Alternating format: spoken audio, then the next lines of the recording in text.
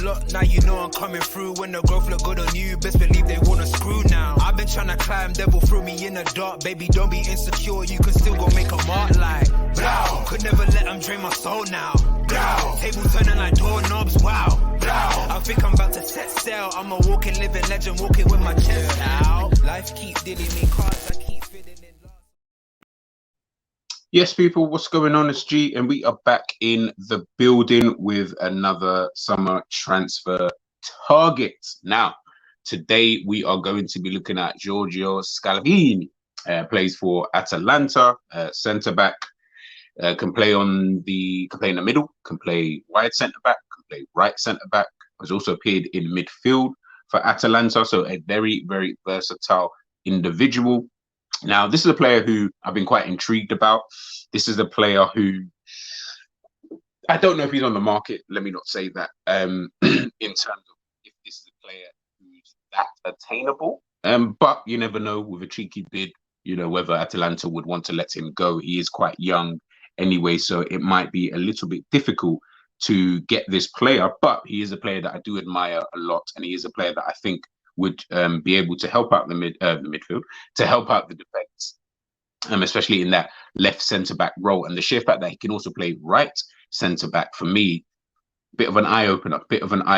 But guys, before we even dive into him, please make sure you smash that like button. Please make sure you subscribe to the channel if you are new. Now, Scalvini, what type of defender is he? Now, he is a type of defender who, modern day defender. As I said, he can play in so many different systems, so many different styles. And obviously that's lucky that he's playing in a team, you know, where they do utilize their players quite a lot in terms of different formations, different setups, you know, in game. You know, there are a team who do like to use their build-up play to get the team forward. If you remember Atalanta from seasons ago, you know, they were a very, very good team on the eye, you know, kept possession pretty well. They were a team who can get themselves forward very, very quickly, but they could also keep possession. And I always kind of liked watching them because they were quite exciting at what they could do, especially in that final third. You know, I always felt, especially with the players that they had, you know, at that time, in that final third of the pitch, they were very intricate. They were very good in what they were doing, very incisive at what they were trying to obviously do. Now, when I'm looking at Atalanta, they still adopt the same kind of principles. But if we're looking specifically at, you know, Scalvini, you know, I think he's a player that, you know, we're linked / there's a lot of people obviously who want different types of defenders. And you know, the market, it's like 50-50. It's like 50-50. Obviously, you've got your Vardials, you've got your Ignacio, you've got your Caldwells, but, you know, then you've got the other side where you've got like the Van der Veens, you know, type of players, you know, your Timbers, you know, the right centre back role. And I think when I look at Scalvini, I would lean more towards, when I'm looking at a Vardial, Ignacio, I'm leaning more towards that side than I am the Van der Veens, the Timber. But I would say he falls kind of smack bang in the middle. Again, it can go either way, you know, with a player, you know, like that. So what type of player is he, and why is it I feel he could potentially be a very good option? Scalvini's clean and tenacious on his tackles. He has great timing and accuracy to win the ball. He uses his arms correctly to destabilize his opponents and is extremely dominant in the air. He's also a really determined and focused player, commanding the area with a huge individual collective work rate. So obviously, when we're thinking about that and we're looking at that, you know, you think to yourself, okay, we've got Robbo in that position. And obviously, he's the player that, would I say, you're going to have to usurp, so to speak. He's the guy that, you know, we're potentially looking at and thinking, do we need an upgrade? That's the first question, first and foremost. Do we think that we need an upgrade, you know, on Andrew Robertson? And obviously, you would have seen the first episode of my summer transfer targets, obviously speaking about Ignacio and all the stuff that he can do, being comfortable on the ball, very good defensively and all that kind of stuff. Scalvini is the same. You know, Scalvini is the same, you know, in that regards. And, you know, Atalanta finished 5th, you know, in Serie A this season. You know, very, very good effort. You know, only had Milan, Inter, Lazio and Napoli ahead of them. So, you know, they performed really, really well, you know, this season. And I think when I'm looking, you know, at Liverpool and I'm looking at, again, what we're trying to do, the type of football that we might potentially be trying to play, we're going to need, and I cannot stress this enough when I'm talking about, you know, certain players and, you know, certain players that I might be potentially looking at, we're going to need players who are comfortable playing in a back three. We're going to need it. We cannot go, into the season and only have players who can play in a back two. And when you put them in a back three, they automatically just become null void, kind of thing. We're going to need players who are comfortable. He's only 19 years of age, so he's still relatively inexperienced, but he has played quite a lot of games for Atalanta anyway. When we're looking at what we require from our left centre back and right centre back, now again, this all then comes down to the way that Klopp wants to utilize on the right centre back anyway, the way that he wants to utilize Trent Alexander-Arnold. That will obviously be for the right centre back role and Trent Alexander-Arnold in what they do. When I'm looking at the left centre back role, where we've got Robbo, who I feel is not really disciplined to play in that position, not really comfortable on the ball to play in that position, but he's really good going forward. That part in itself is really, really good. So to have a player who can do that, that's fantastic. But you need to also understand, again, as I said, it's the discipline. And I feel that until you get someone who's in that position, who's comfortable defending, obviously out wide, which Robbo is, obviously that's where he plays, but also comfortable defending inside. Do I think that Robbo is comfortable defending inside? Not necessarily. His game is really to get forward. His game is intensity. And if Liverpool are not playing that kind of game, one, he becomes quite anonymous, in matches. But more importantly, he then becomes a player who you're not going to see anything from Robbo, in that kind of position. He, as I said, he is kind of anonymous within that kind of role. If you're not going to see the intensity, the running around and kicking people and doing all these kind of various different things. When we were playing with the back four and the focus of our attack was Trent and Robbo, not a problem. Because of his tenacity, because of his urge to get forward, because of his link-up play with Sadio Mane, not a problem to be able to do that.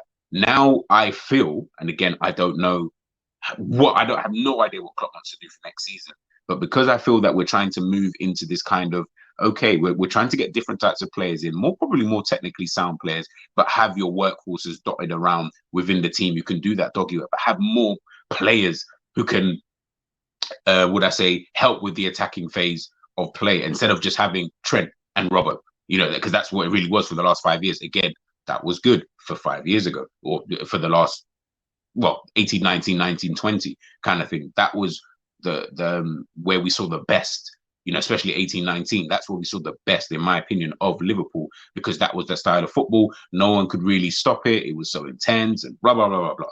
But for me, now with the way that football's going, and football moves so quickly, sometimes you can get left behind. Jurgen Klopp's been doing this gegenpress for God knows, for years. So it's not like he came to Liverpool and only started it. He's been doing this for so long that teams have now worked that out in a sense of, well, if we sit deep, these guys, there's nothing more that they can potentially do. Van Dijk can keep having the ball. He can keep trying to spread it to a Salah. He can keep trying to do this. He can do all of these different things. Trent can whip 100 balls into the box. Eventually, we saw a lot, especially in that season where we went for the quad. One of the things I kept seeing, and we saw a lot more in the season just gone, but one of the things I kept seeing in that year that we was going for the quad was, if Trent and Robbo didn't work, nothing really worked, to be honest with you. We were only winning games through sheer individual brilliance. So whether that came from Salah or Mane or Diaz when he came in January, but we couldn't break teams down. We had no other way really of playing. And then everything else just kind of looks the same. So we need to find a way that we can play a little bit differently. And I think that's why playing with the three at the back, something that I've always been a big advocate of.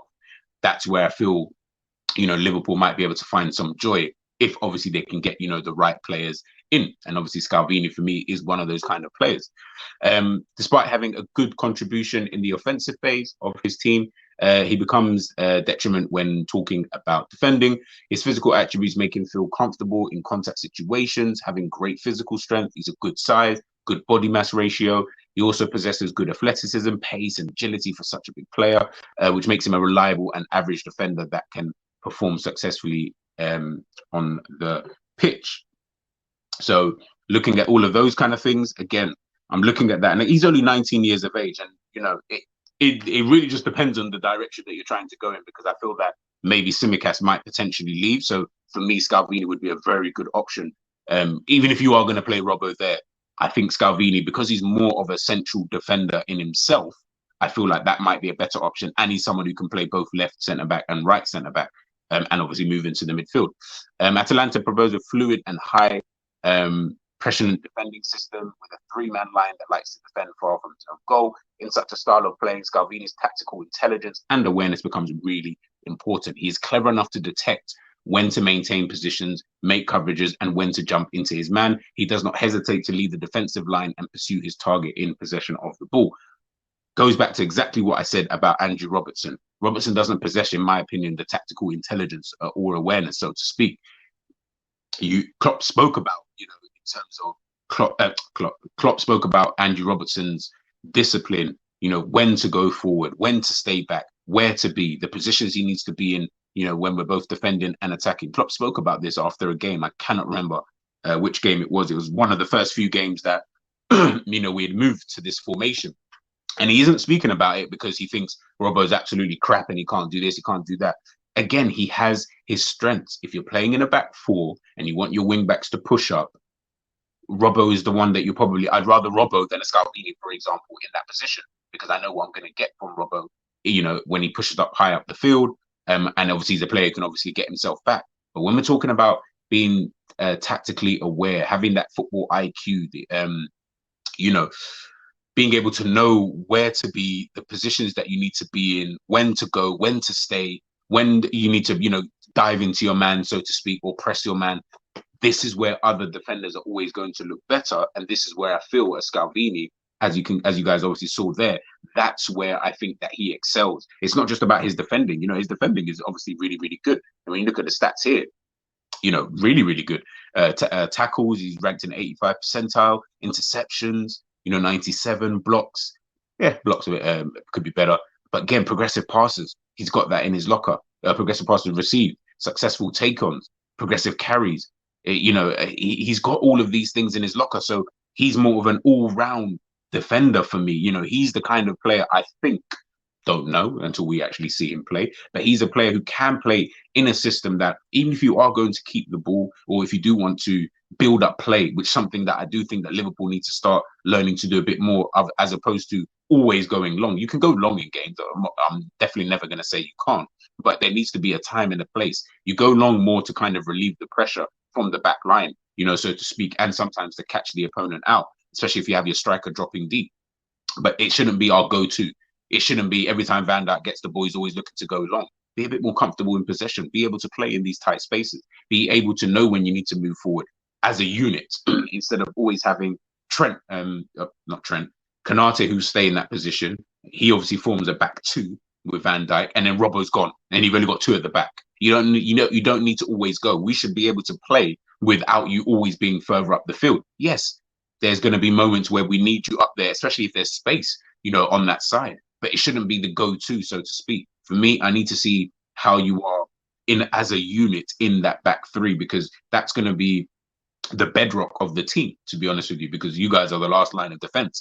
When we then get countered, you're always seeing it. We're constantly leaving Van Dijk and Konate to defend by themselves in areas that they might not always be comfortable in. And then we're always wondering why we're looking so open, especially last season. But I've seen it in previous seasons before, why we're so open. Van Dijk can't always be the guy who's always back there. Konate can't always go out and have to defend it on that side. Where is the left centre back? And this is the position obviously that I'm looking at the most. Where is he?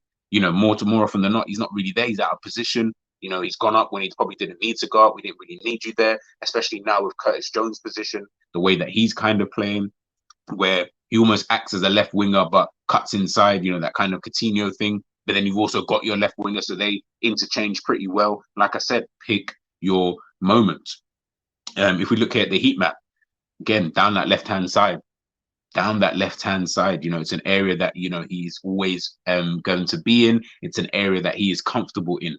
So that is an area I'm looking at, and I'm thinking maybe we could potentially put a cheeky bid in. Again, I don't know in terms of how much he's going to potentially cost us. His market value, if I take this off, his market value is 30 million euros. This is from Transfer Market. So, will it be attainable? I have no idea. But he's just definitely a player that I do admire.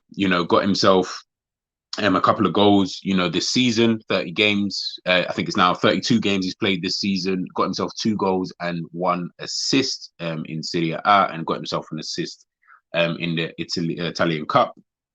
As I said before, different positions that he's been able to play in. I like the versatility because he's decent in all these positions. He's not just a player that, you just throw him in there, a bit like I probably would say like a James Milner, where you're just putting them in there because they can play there, but are they always good in those positions? Remains to be seen. They'll do a job, I guess, but are they actually good in those positions? It's not always just about, you could do a job. Are you actually good in these positions? Are you comfortable more so in these positions? And you can see obviously Scalvini playing in a 3-4-3 formation, playing as one of the central midfielders while they've still got their back three. Playing here in a 3-4-1-2 formation, as the left-sided centre back. 3-4-2-1 formation. This time he's playing as the right-sided centre back. Again, showing that versatility that he does have. And obviously this is him playing for Italy in that wide right, position alongside Bonucci and Bastoni, 2 very, very good defenders themselves. So again, it's that versatility that I like to be able to see. And I think that obviously Robbo's 29 years of age. I don't know when he hits 30.